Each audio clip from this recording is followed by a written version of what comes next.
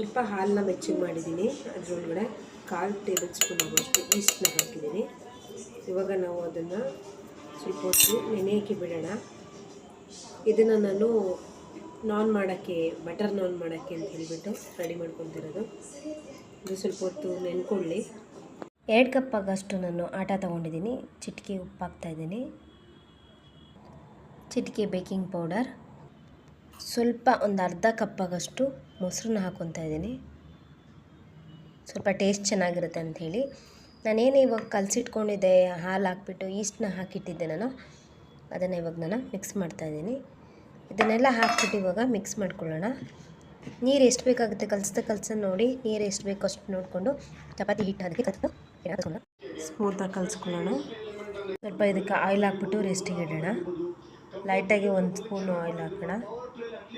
ಸ್ವಲ್ಪ ಹೊತ್ತು ರೆಸ್ಟ್ ಮಾಡೋಕ್ಕೆ ಇಡಬೇಕು, ಒಂದು ಹಾಫ್ ಆನ್ ಅವರು ಇಲ್ಲಾಂದರೆ 15 ಮಿನಿಟ್ಸ್ ಇದಕ್ಕೆ ರೆಸ್ಟ್ ಮಾಡೋಕ್ಕೆ ಇಡೋಣ. ಸ್ವಲ್ಪ ಎಣ್ಣೆ ಹಾಕಿದ್ರೆ ಸಾಕು.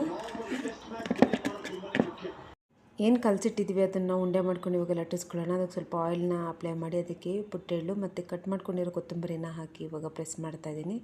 ಅದನ್ನು ಇವಾಗ ತವಾಗ ಹಾಕಿ ನಾವಿವಾಗ ರೋಟಿನ ಬೇಯಿಸ್ಕೋಬೇಕಾಗತ್ತೆ. ನಾರ್ಮಲ್ ಚಪಾತಿ ಹೇಗೆ ಬೇಯಿಸ್ಕೋತೀವೋ ಹಾಗೇ, ಆಯಿಲ್ನ ಹಾಕಲ್ಲ ಅಷ್ಟೇ.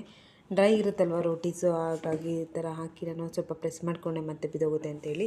ನಾವೇನು ಈಸ್ಟ್ ಮತ್ತು ಪೌಡರ್ನ ಹಾಕಿರ್ತೀವಿ, ಬೇಕಿಂಗ್ ಪೌಡರ್ನ, ಅದರಿಂದಾಗಿ ಇದು ಊದ್ಕೋತಾ ಇರುತ್ತೆ. ನೋಡ್ಬೋದು ಹೇಗಾಗಿದೆ ಅಂತ ಹೇಳ್ಬಿಟ್ಟು. ತುಂಬ ಚೆನ್ನಾಗಿರುತ್ತೆ, ಒಳ್ಳೆ ಊದ್ಕೊಂಡು ಪೂರಿ ಥರ ಕಾಣಿಸ್ತಾ ಇತ್ತು.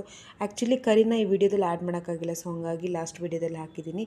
ಎರಡೂ ಕಾಂಬಿನೇಷನ್ ತಿಂದರೆ ಹೇಗೆ ಅನ್ಬೇಕು ಗೊತ್ತಾ ನೀವು?